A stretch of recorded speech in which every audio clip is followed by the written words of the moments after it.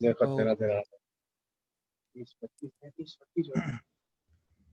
well, good evening as people are arriving. My name is Mark Bailey. I'm your host here this evening. I'm being joined obviously by the authors of the books, and also Charles Oppenheim, who will be actually kind of introducing each of our speakers this evening. We'll be starting shortly. We're just waiting for a few more attendees to come in.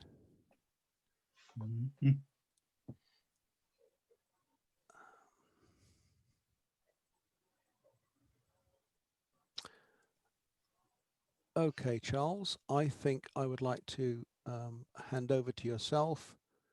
I can see we've got about 50 people have arrived so far. There's a few more. Inevitably, as people click on that join link, they're coming in. So it's lovely to see everybody.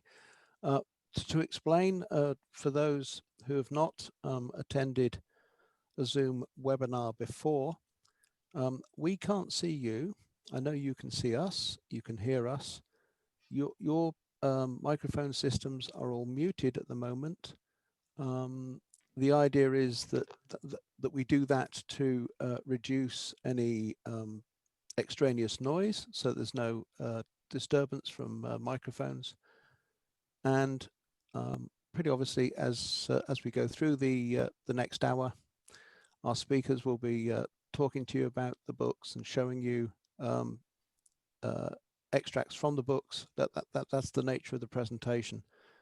So I'm going to hand over to Charles now, and let me just make sure, Charles, that everybody can see you. Yep. Okay, over to you, Charles. Right. Thank you very much, Mark, and good morning, good afternoon, good evening, whatever time it is for you in the audience today. And you're very welcome to this presentation from the Royal Philatelic Society, London, talking about some of the recently published books that the Royal have been responsible for. And I want to introduce now the first speaker, who is Chris Harman. Chris started collecting at about the age of 6 and has never stopped. He is a past president of the Royal Philatelic Society, London, an honorary fellow of the society, and he's been involved with its expert committee since the mid-1980s and is currently its chairman of the expert committee. He's also a signatory of the Roll of Distinguished Philatelists and is currently chairman of its board of election. He collects a bit of everything, but today we'll be talking to you about the book that have been recently published on the Ceylon Pence issues. So it's now over to you, Chris.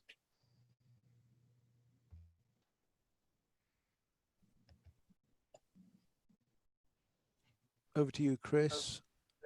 If you'd like to begin. Yeah. Trying to share. Indeed. Right. I say. Yeah, do you want to click on that thing there to maximize the screen? Is that good enough? There we are. That's lovely. Good morning, good afternoon, good evening. This book must be one of the longest gestation periods for any book, philatelic book. It dates originally back to the 1970s, when one of the two authors, Patrick Pearson, who had at that stage a very fine collection of Ceylon,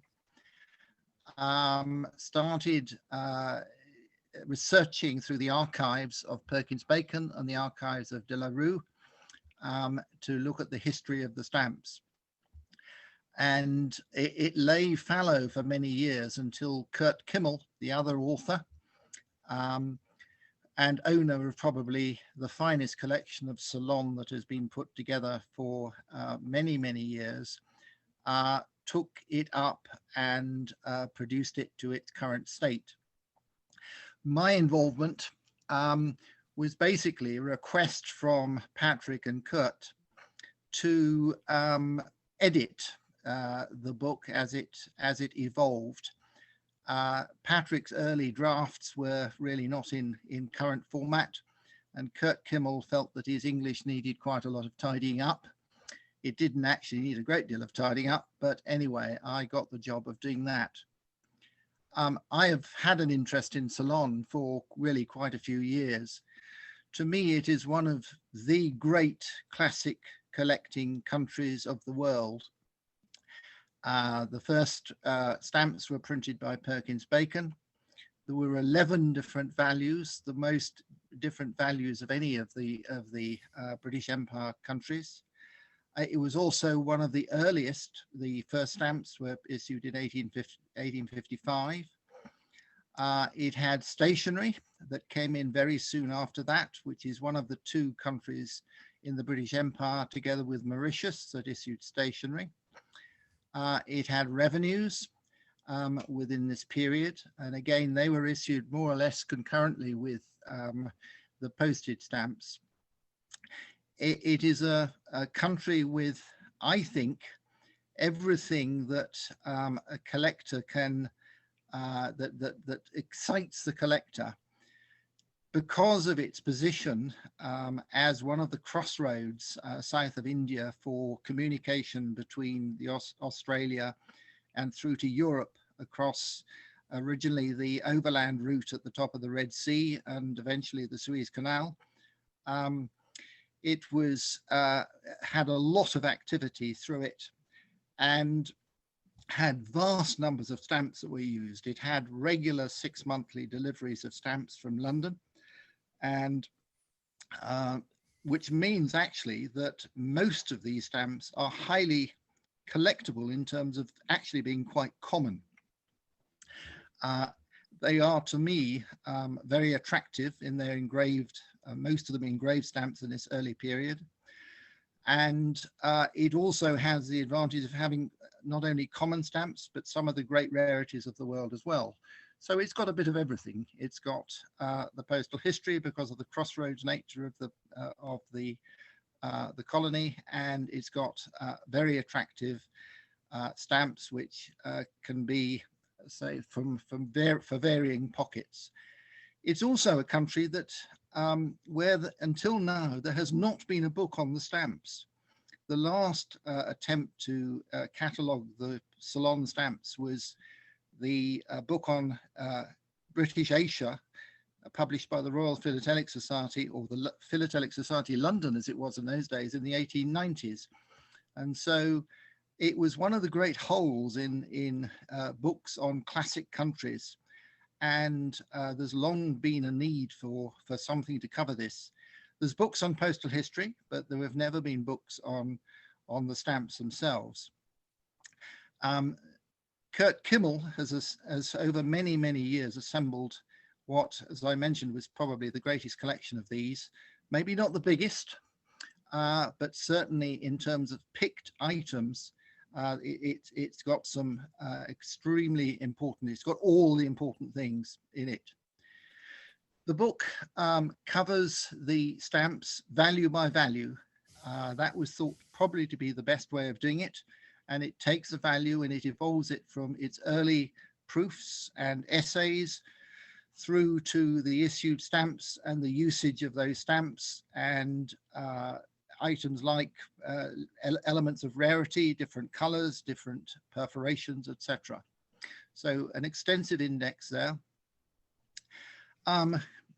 To me, they are most attractive stamps, and when you see them in blocks like this, which are not easy, they really do shine.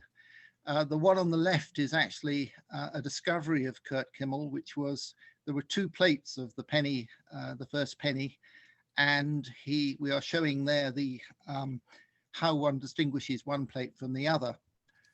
On the right-hand page, it's got one major rarity, which is a single usage of the 2p stamp.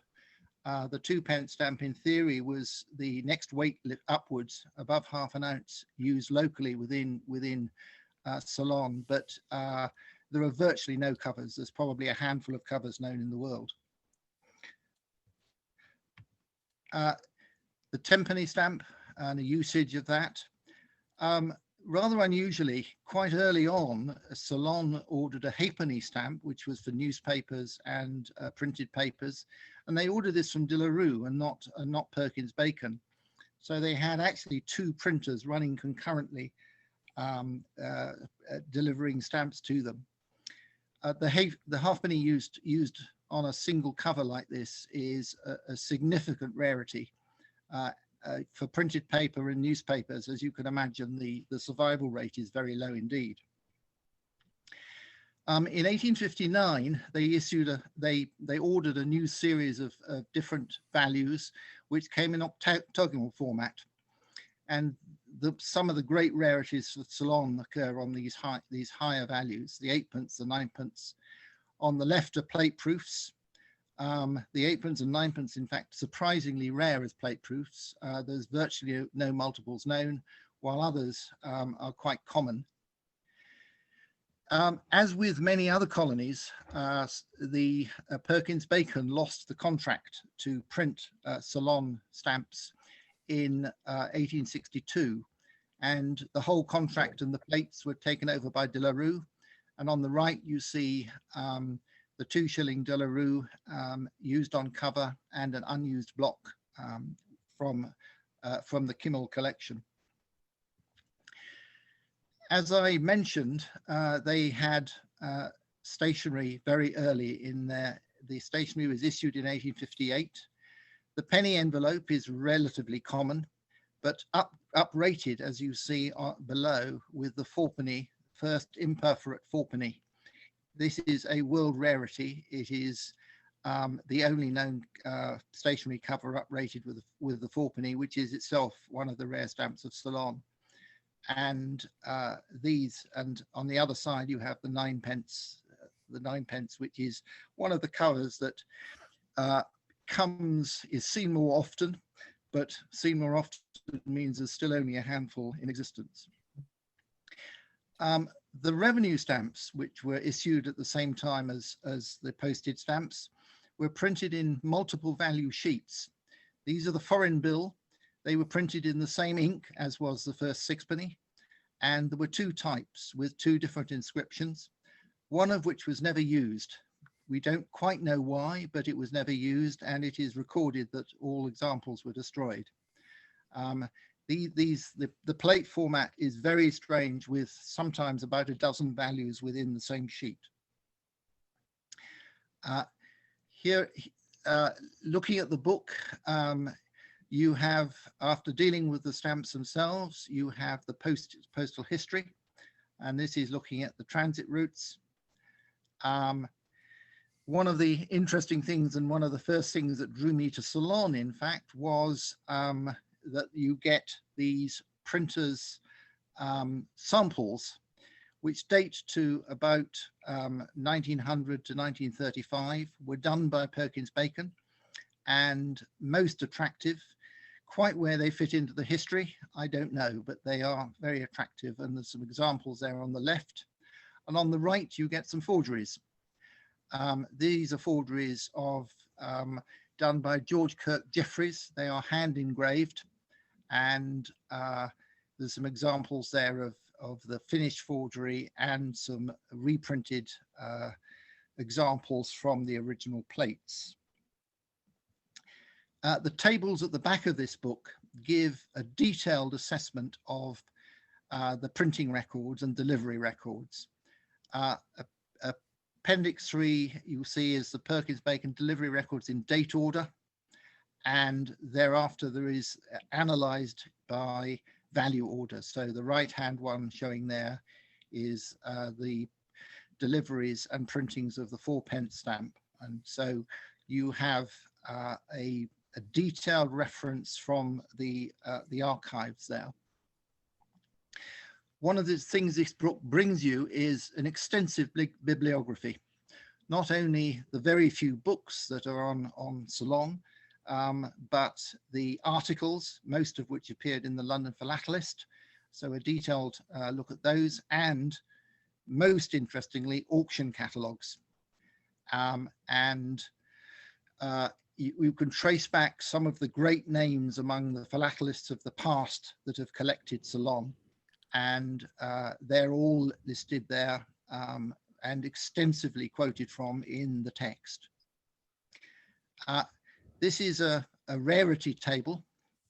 The one on the right, I think, is interesting. The right-hand column of the right one is those rarities that are in the Kimmel collection. And as you can see, it is virtually complete as compared with all the other great collections, including the Queen's collection, including Joseph Hackney, including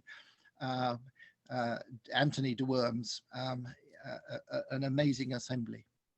So I think this book has got a very, very full analysis of what you can do in Ceylon.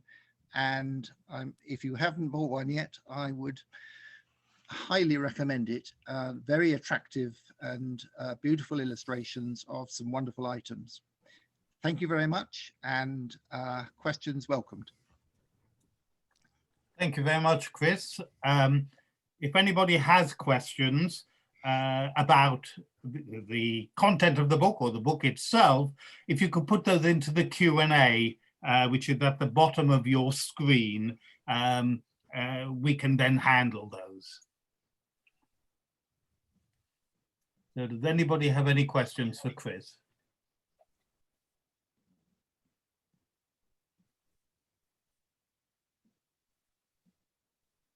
And you need the message saying, please pop all questions in the Q&A.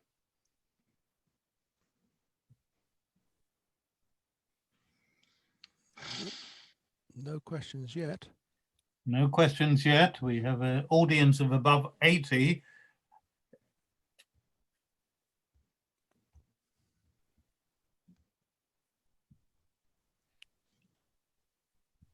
I think you may have stunned them into silence, Chris. Well, they'll have to buy the book to answer their questions, I think, is probably the answer, isn't it? I was just about to suggest that. Failure to ask a question, the penalty is go to the Royals booth at Stampex, and you will find links there to the books, and you can certainly purchase one. But hello, we do have a question. Let's have a look at this. And this is from John Hicklin. The Kimmel book raises many ambiguities regarding colour. Is any research continuing to clarify those questions? Ambiguities regarding colour. The stamps illustrated and the colour analysis has been done extremely carefully with the Gibbons colour guides. So some of the colours are quite difficult to tell apart. You need a number of these stamps to know the differences from time to time. But fundamentally, there has been one source that has been used in terms of colour description. And as we know, ambiguities on colour are legion, but when compared with a single source, I think we have established a fairly reliable methodology for measuring them. Thank you, Chris. We don't have any other questions at the moment. So what I would propose then is, thank you very much, Chris. And we'll now move on to our next speaker. And our second speaker is John Davies.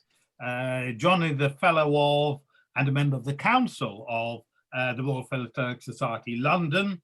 He's also president of the GB Philatelic Society and is on the executive committee of the Association of British Philatelic Societies. He founded Stamp Active, that wonderful organisation that promotes philately to young people. John's main collecting interest is the 1890 Penny Postage Jubilee. He has received large gold for his collection based on this series of events. And this collection is, of course, the basis of his recently published book, or the Royals' recently published book, but John is the author. And so I will now pass over to John and ask you, John, to talk about the 1890 Penny Postage Jubilee and your book about it.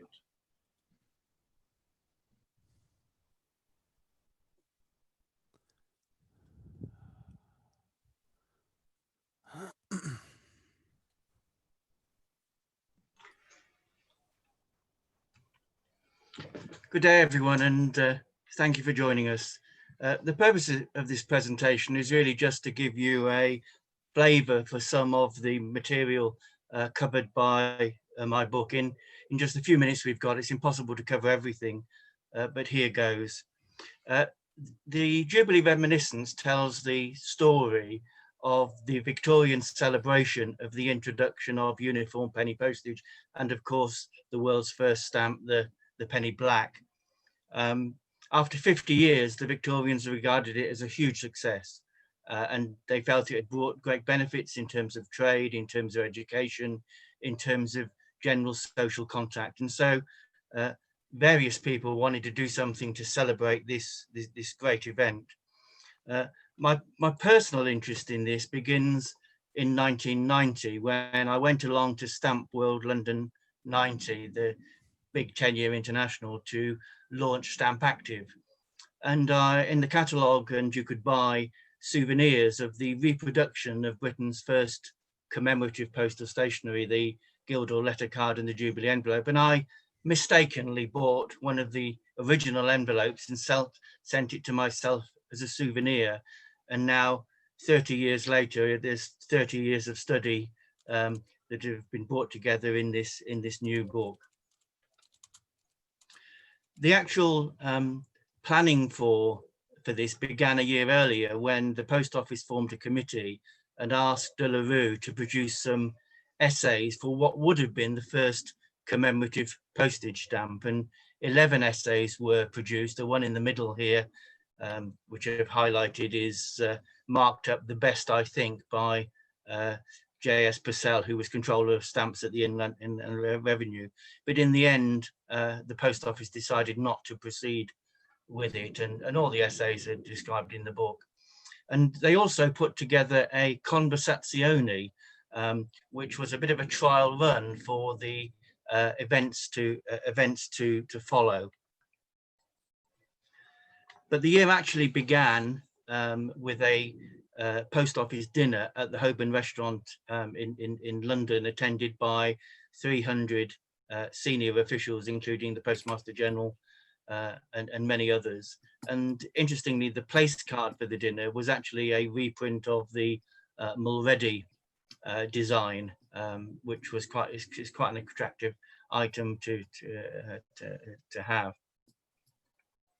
But the big event was a 3-day exhibition held at the Guildhall in London.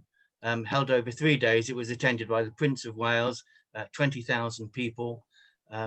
It led to the first introduction of Britain's first commemorative postal stationery, as I've said, and also the first British decorative hand stamps, and all sorts of things could be seen by visitors. The architect's plan on the right there shows how mail coaches came into the yard, unloaded their mail, went into the Guildhall to be sorted and stamped. There were telegraphic displays and many more things, which I'll talk about in a bit more detail. One of my favorite items is the invitation card for the opening night. It has as its centerpiece a re-engraved VR penny black with the letters JL in the corners for Jubilee London. And this was attached to a coupon which you gave up on entry, but it was expected that you retained the big card as a memento of the event. And plate proofs do exist of the penny black. Also, many different types of displays could be seen in the Guildhall. The Illustrated London News on the right is showing you there, the sort of bottom left, the 1790 Post Office, but you could also see the new invention of the Edison phonograph, listen to programs of music, see exhibits of postal history and stamps, many, lots of different things that were part of this exhibition. And one of the highlights, were displays of stamps, and the Guildhall Proofs are really the gems of any 1890 collection. There are various issues that were reprinted: the old original die 1, the die 2, the die 3 penny, the halfpenny, the penny halfpenny, and the tuppence. If any of you have got any of these, I'd love to know about them, because they're very, very rarely seen. In fact, the two on the top right, the tuppence and the penny halfpenny, are scans from the Royal collection. It's the only time that I've seen them. As I say, the Guildhall Exhibition has had so many things going on, and there are so many bits of postal history and also ephemera that you can collect. Tickets, carriage passes, the Guildhall badge for the committee, which was an enamelled badge of the penny lilac, and all bits of postal history. The bottom right is actually a letter written to the Prince of Wales that's initialed in the corner HCR. HCR was Henry Cecil Raikes, the Postmaster General, and is rather a nice thing to have found. How it ever escaped, goodness only knows. Other items include, as I say, the telegraphs. There was a British Army post office with a special cachet, BAE. The piece in the middle is actually an envelope written to Constance Hill by W.H. Preece. Constance Hill was Rowland Hill's niece, and W.H. Preece was the chief electrician to the post office.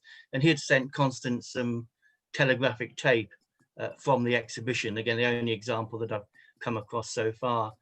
But all sorts of postal history displays, as I say, Edison's phonograph. And these are all things that you can pick up that tell the story of this celebration. One of the features of the show was the first ever commemorative postal stationery, and this was the Guildhall letter card.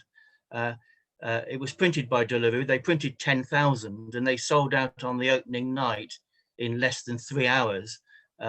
They managed to get De La Rue to print another 1,500 during the show, but again, there was certainly a much greater demand than that. And they produced a little flyer that they gave out in the 1790 post office to promote it. In fact, they obviously didn't need to do that. They sold out so quickly.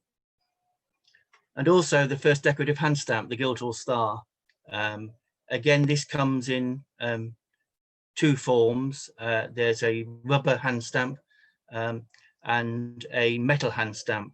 The metal hand stamp was intended to be applied on postal items, and it actually has a code in the centerpiece which is indicating the hour that it was processed in the post office. One of the great rarities of these postmarks is actually this circular hand stamp, which I've never come across on a postal item. This is a proof, and I've only ever seen it in a proof, but it may have been used on parcels, but even now we're not quite certain about that. Immediately the Guildhall exhibition closed, the new exhibition opened in the Portman Rooms in London, hosted by the Philatelic Society of London, now of course the Royal. And again, this was a royal event. The Prince of Wales had opened the Guildhall, and this one, it was attended and opened by the Duke of Edinburgh, who became the president of the Royal later that year. Again, one of the features of that exhibition was Britain's first Cinderella item with the Mauritius overprints LPE 1890 on the stamps, again, which you could buy. The official post office event was held on the 2nd of July. It was only one evening. It didn't open until 7 o'clock at night, but again, it had many of the features that had been seen at the Guildhall. You can see on the photograph at the bottom, the 1790 post office and the booth where you could buy various items. Again, all sorts of posters, tickets and stuff exist for this.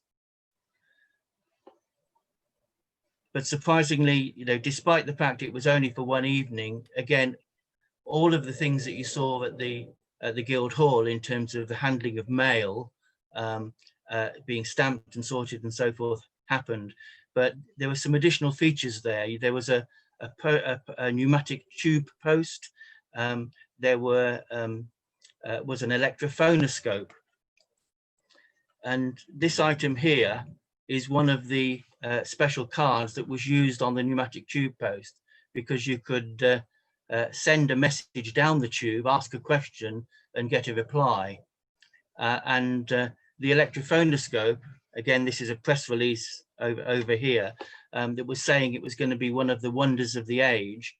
It was effectively a precursor to a video call, but it was only when the autobiography of Priest was actually published that he actually said it wasn't anything electronic at all. It was all done simply by a sequence of mirrors. But I wonder what it'd make now of us doing all of this on a computer. It'd be quite a shock to the system, I should think.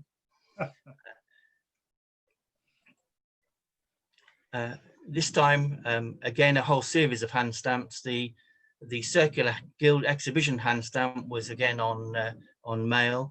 A lot of these events were actually charity events in aid of the Roland Hill Benevolent Fund. I didn't mention earlier, the Guildhall letter card was actually sold at 6p for the benefit of the fund. And again, these hand stamps could be applied purely on items by favour on payment of a penny to raise money for the fund. But this time, not only did you have the, if you like, the exhibition hand stamp, you could get a cachet for the 1790 post office, a cachet for a 1990 post office. Again, this was one of the things they were trying to do to show what future postal services might be like in 100 years' time. And one of the attractions was that it was lit by electric light. And again, you had cachets for the pneumatic tube post. You paid a penny for that to send it down the wire, but if you wanted it to come back, you had to pay another 3p. Again, this is a set of proofs from the post office, but there are some interesting items that can be found, including usages of the hand stamps in the wrong colours. The Guildhall letter card had been such a success that the post office, at the very last minute, thought they ought to do something special for themselves for their own event, and they didn't feel that they could have another letter card, so they decided to have an envelope.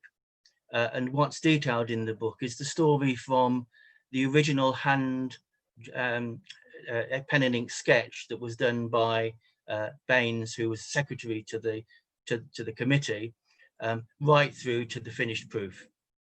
Again, not time to go through all of that, but it's quite an interesting story and quite remarkable that from the 19th of May till the 2nd of July, they managed to design and print and circulate 250,000 of these envelopes.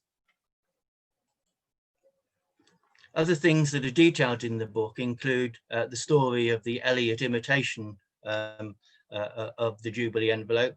This was issued only a couple of days after the Jubilee event, but in reality, there was more to that story that we're still finding out about. So it's quite an interesting thing to investigate.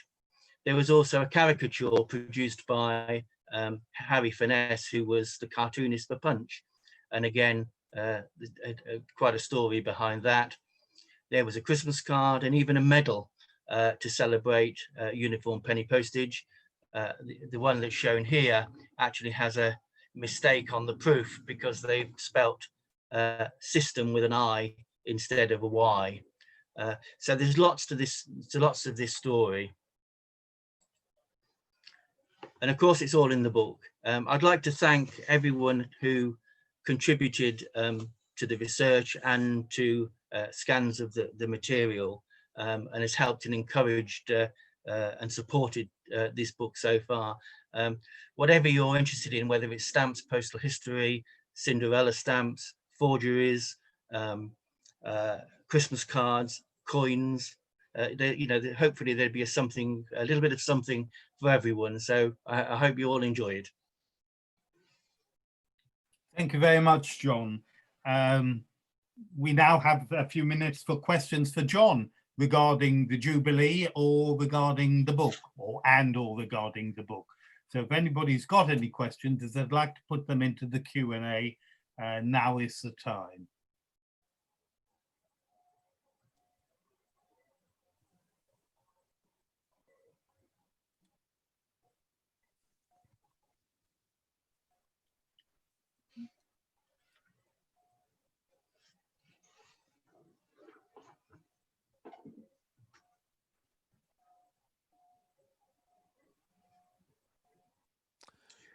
Actually, Charles, there seems to be a question that's come in the chat at the moment. So may I read that out?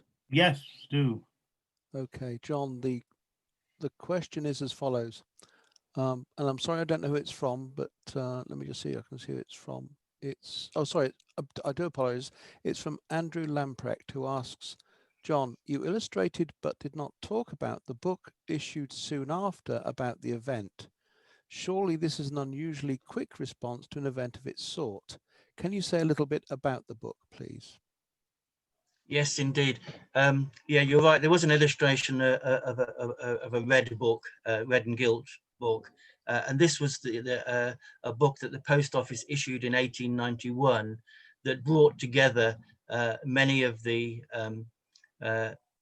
details of what happened, going through from, you can actually, if you want to read the speeches that were at the dinner, you can see the instructions for duty that were printed by the post office. You can see extracts of the some of the extracts of some of the newspaper reports of the time. I've tried not to repeat a lot of that in the book. Obviously, some of it is a bit, it has some of the same content, but generally I've tried not to repeat the basic things that are in my book and focus on the philatelic side of things. But yes, you're quite right. It's a very good read and very good value for money if you can pick one up secondhand. Thank you very much, John. We now do have some further questions in the Q&A, so I'm now going to run through them. One from Joe: is the FRPSL offering any Stampex discount on publication, even postage packing, perhaps? I think I can answer that. This was raised as a possibility, but it was decided that no, there wouldn't be any particular discount for Stampex, even though there was a discount scheme earlier during August, which was very successful. So I wouldn't dismiss the possibility of the Royal offering special discounts in the future, but for Stampex itself, right now, I don't believe there is any such discount. Adrian has a question. How does the Jubilee relate to the Royal Naval Exhibition and the Gardening and Forestry Exhibition? I know nothing about it, but I presume you do, John. I seem to think I have seen the Jubilee cancellation on the Royal Naval Exhibition. That's right. I don't know anything specific about those exhibitions, but of course, there is a connection in the sense that they did also have decorative hand stamps, and of course the uniform penny postage, if you like, Jubilee exhibition was the first of those kind of things. But in terms of what those events celebrated and what was involved, I'm afraid that might be a new collecting area for me to start now that I've got on with this one. Oh, there's a challenge. There's a challenge. Absolutely. Colin asks, how difficult is it to find related materials on the open market today? It's not difficult at all. The basic material is quite common. As I say, there were 250,000 Jubilee envelopes printed, and they were sent all over the world. In fact, I was looking on eBay earlier. There's a few bits and pieces around at the moment, but also, of course, stamp dealers have plenty of these items. But it's wrong to single perhaps too many out, but people like Bill Bowell and Andrew Lager have some good material amongst their stock, I'm sure. Thank you, John. Graham Winters asks, how well do you think this lends itself to open philately? Well, that's my area, as obviously, because in open philately you can include in your exhibit up to 50% of the material as all sorts of ephemera, coins, and for me, open philately brings a collection to life because you can illustrate things very well in terms of the story when you've got a few extra bits and pieces as well. Yeah. Okay. And one further question, which is from David Rennie. So this isn't actually a question, but I would just like to say that my full-page review of the book has just appeared in the Philatelic Exporter and should also appear in Gibbon Stamp Monthly. One of the most entertaining books I've reviewed for a long time. I hope it sells well. Oh, that's very kind of you. I'm glad it got a good review. Is all I can say. It's all I can say. Thank you very much for that. It's much appreciated.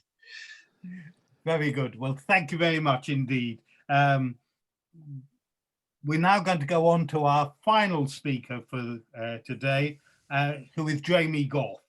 He describes himself as a philatelic enthusiast. He's won 3 USA Nationals titles, starting in 1973, and 3 international Grand Prix. Earlier this year, Jamie was honored with the American Luff Award for Research. This is USA's highest honor for a living philatelist. As well as being a fellow of the Royal Philatelic Society London, he was elected to the role of Distinguished Philatelist in 2012. Subject of his presentation today is the first 2 volumes of his RPSL book, The Postal History of the UPU. These have already won the RPSL's Crawford Medal for Best Book of the Year for 2020. So, over to you, Jamie. Thank you, Charles. Is my presentation showing on your screens? Yes, Yeah. Jamie, and you're going to click on that green button again, yeah? Oh, yes. Thank you for reminding me. No worries. Over to you.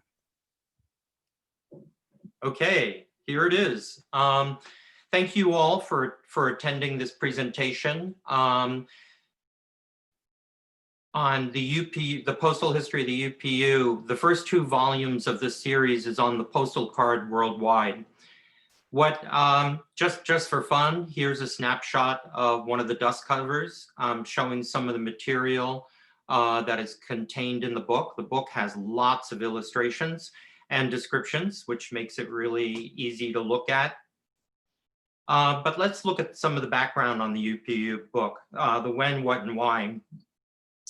I've been working on UPU for over 40 years, and I'd been developing a book when in 2012, at a meeting in Perth of the Great Britain Philatelic Society, I was asked to give a presentation.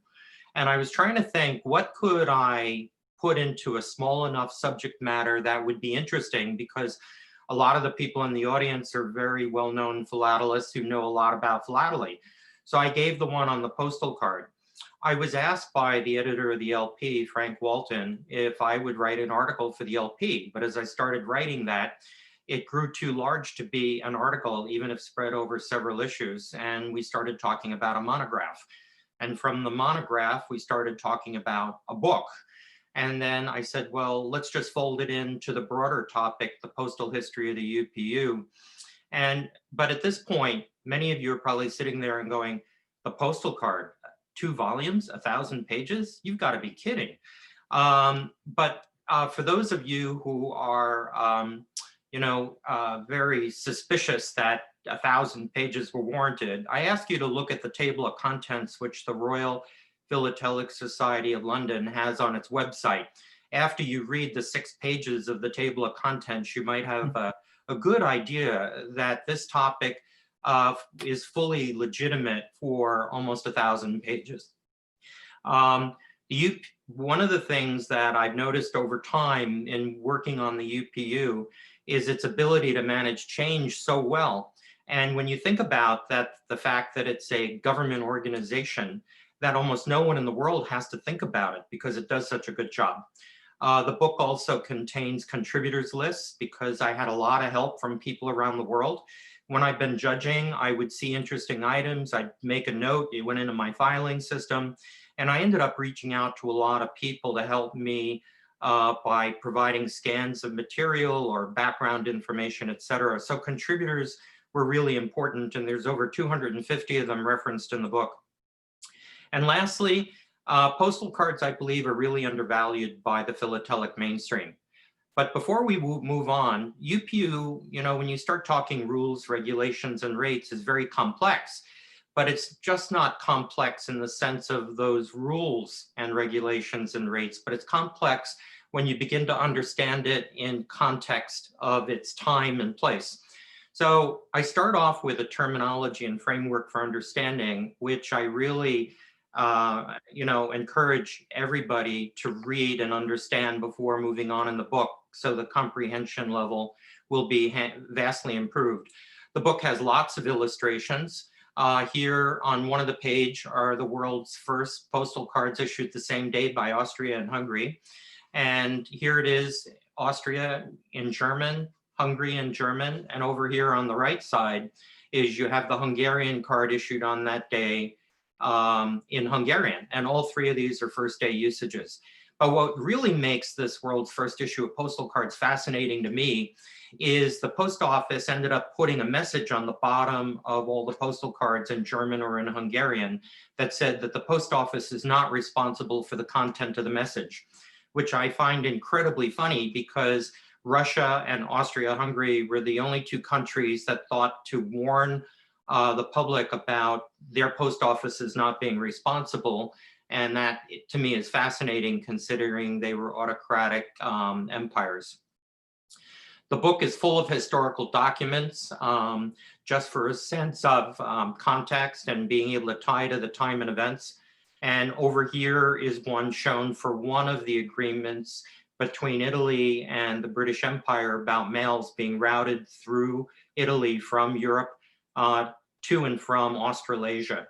And a lot of people don't know about this, and this is perhaps one of those interesting tidbits that most postal historians will find fascinating. I ended up separating some of the information so the narratives didn't get too long and too boring.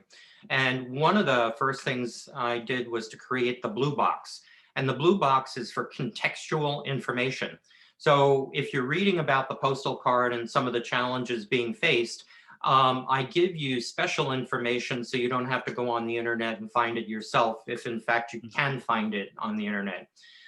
Here I talk about currency conversion on another side. And this postal card here shows a Norwegian mixed currency between øre and skilling to pay the rate in the new øre era.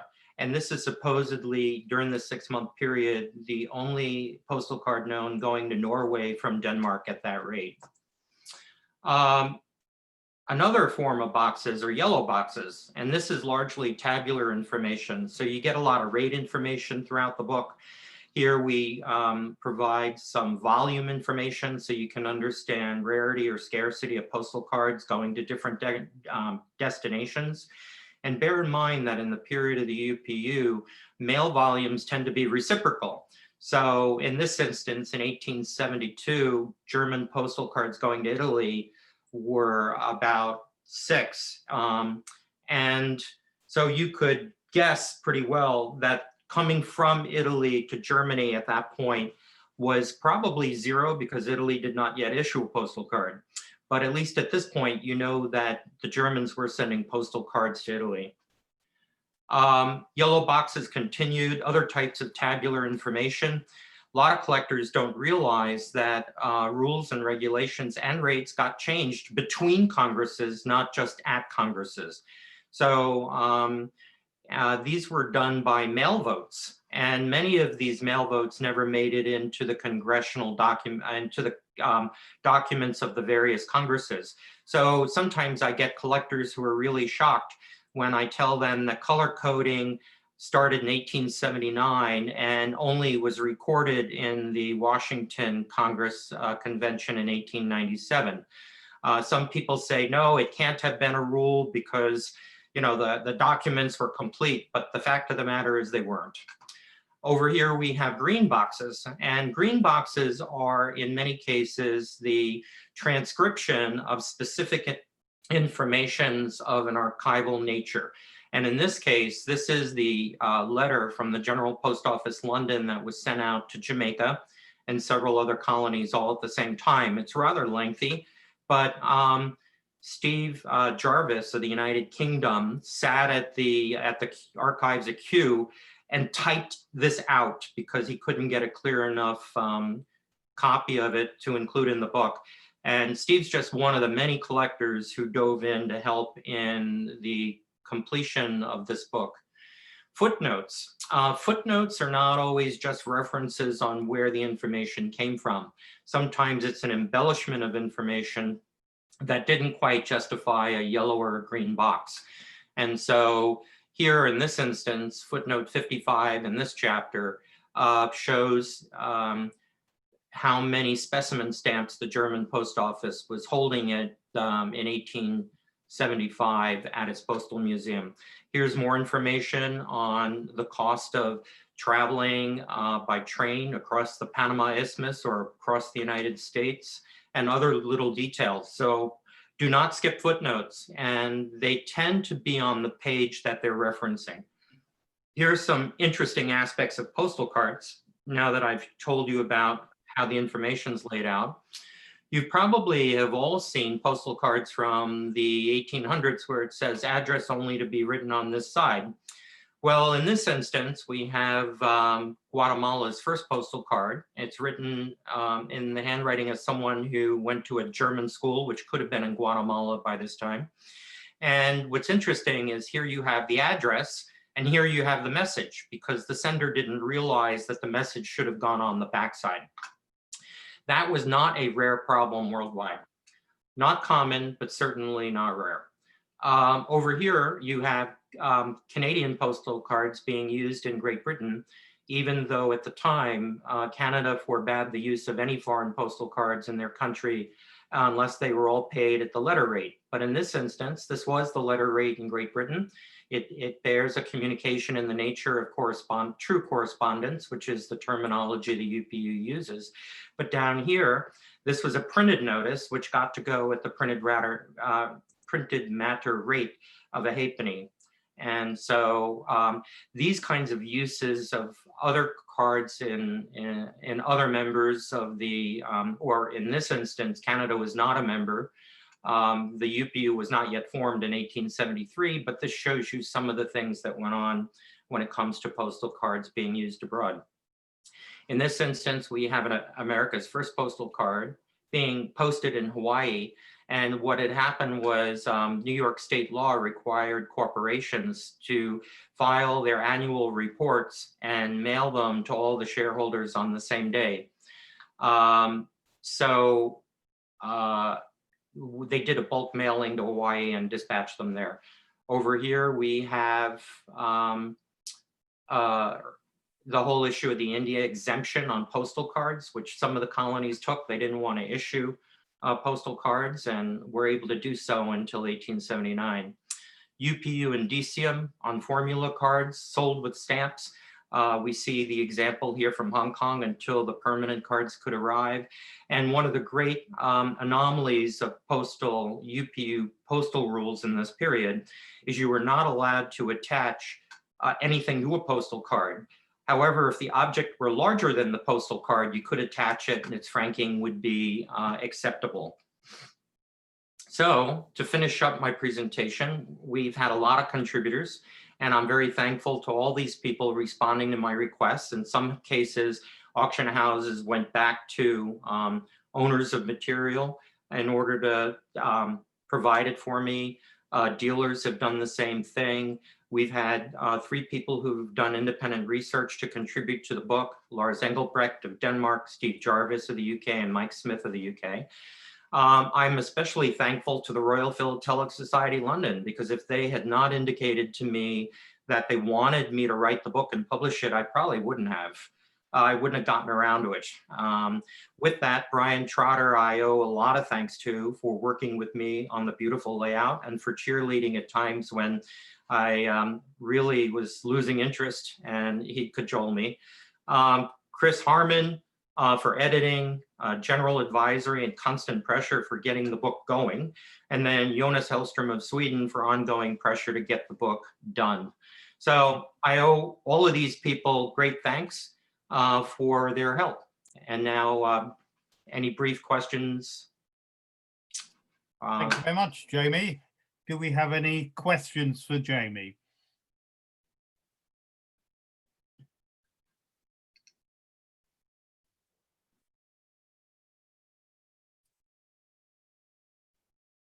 Well, it looks like I'm getting off easy.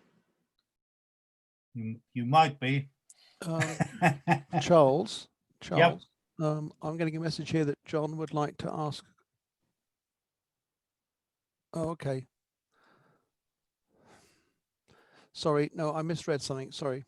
Disregard my comment for a second. Sorry. Sure. Okay, we've got some questions.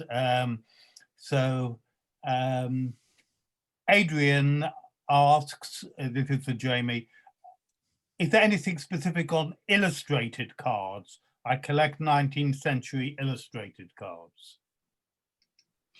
Well, within a UPU context, illustrated cards on the front were permitted after the Congress of Washington, 1897. So that's when you start to see them on the front, when they created the rule that allows for bifurcated message sign. Before that, the rules were all pretty much domestically driven by country as to whether or not there could be an illustration on the back. Thank you. Is that actually discussed in your book? Yes. Right. By Congress. Steve Jarvis asked the obvious question, how long before the next volumes? Subtle, subtle, subtle.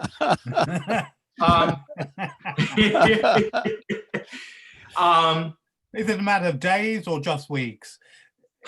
It's a matter of a few months. I've dated the page in the front for January 2021. Right. Excellent. And that'll be the remaining volumes. Yeah, and I'm expecting 3. Right.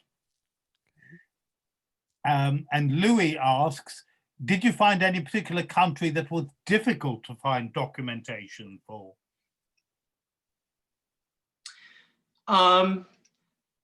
You know, I built up such a contact list of experts in virtually every country that when I reached out to any of them for the information, they were pretty good about getting it or supplying what they had. I did have one British colony, though, where the 4 people that own 98% of all the material were non-responsive and not interested. And I can understand why that's the case, but I still found enough information from other sources. Okay. And a question from Graham Winters. Do you have anything to do with the vast number of UPU stamps? I'm not quite sure what that question means, but maybe you know. I actually don't. I'd have to guess. Are you asking me if the book actually talks about the various topical stamps issued for UPU? That's my interpretation of Graham's question, yes. Okay. I don't do a compendium of those because they get really numerous. What I do is talk about the evolution of where, you know, the first country to really acknowledge UPU and its cancels was at the Congress of Vienna 1891. People sometimes think Paris 78 was the first, but that's not true. The Council had really only an incidental relationship to the UPU Congress. It had everything to do with the World's Fair then being held in Paris. So Paris is the first one that had cancels and registration labels. Washington overprinted existing US stamps and handed them out. But it was Rome that started to kick in with illustrated cards. And then it was Madrid 1920 where they actually issued stamps to commemorate the UPU Congress concurrently. And since then, it's been a UPU rule that whoever hosts the Congress has to also issue stamps to honor the UPU. Ah, Okay. interesting. I now, thank you very much. I haven't got any more questions for you, Jamie, but I want to go back to a question regarding the Ceylon Pence issues, which was asked by Graham Winters. And he asks, is Kurt's collection going to be accessible to view? And do you know when and where and how? The answer is I very much hope so, but I don't know the when and how or the where. It is a remarkable collection. Parts of it have been shown competitively in exhibitions, but not the most powerful parts. I will certainly be working on Kurt